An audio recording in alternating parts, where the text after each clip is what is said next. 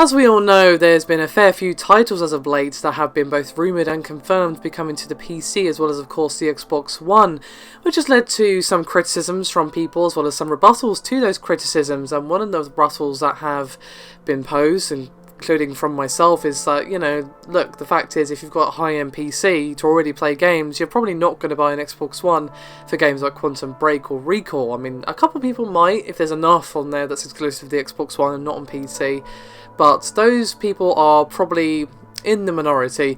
And a similar question was actually posed to Phil Spencer at a recent Microsoft event, basically saying, like, if I'm a PC gamer, a primarily PC gamer with a high-end rig, what's the reason for me personally to purchase an Xbox One?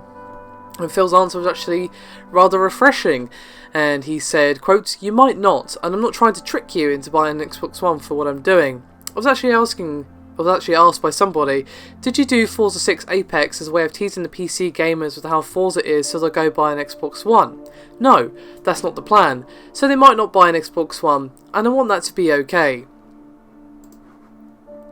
However, he of course was quick to add that there are still plenty of reasons that someone who considers themselves a primarily PC-based gamer might want to buy an Xbox One, namely for the different gaming experience that consoles provide. And there are some gaming experiences that you can only really have on a console, whether or not it's not just the exclusive games, it's something like couch co-op, just for example, which is very rare on PC nowadays.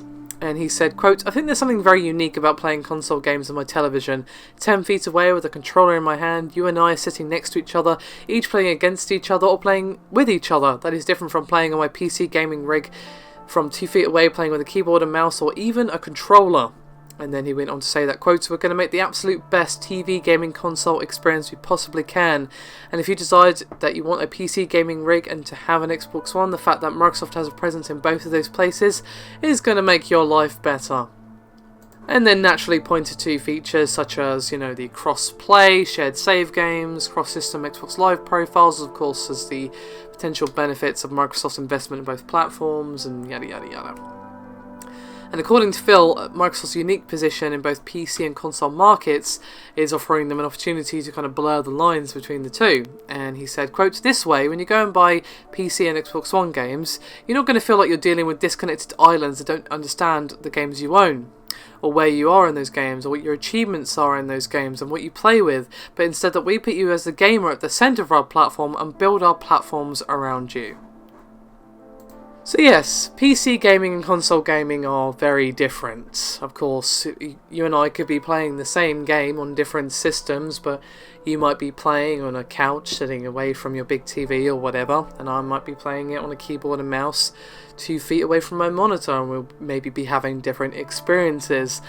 But he does have a fair point. There are some experiences on console that you can't really have on PC, like couch co-op. Now, there are some couch co-op games on PC, of course there are, but they are a rarity, and to be fair, they're even getting rarer on console these days. It's quite nice to see the inclusion of that in AAA titles nowadays.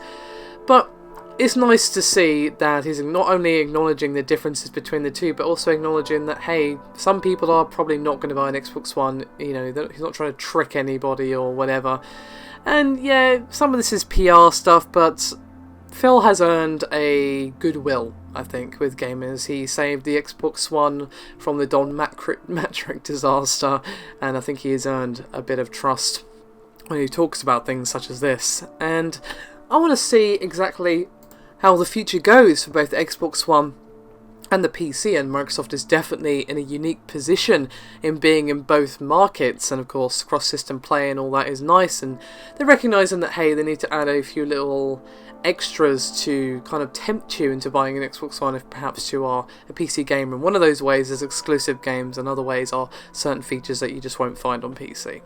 I'd love to hear your thoughts on his comments though. Thank you very much for watching. I'll see you next time.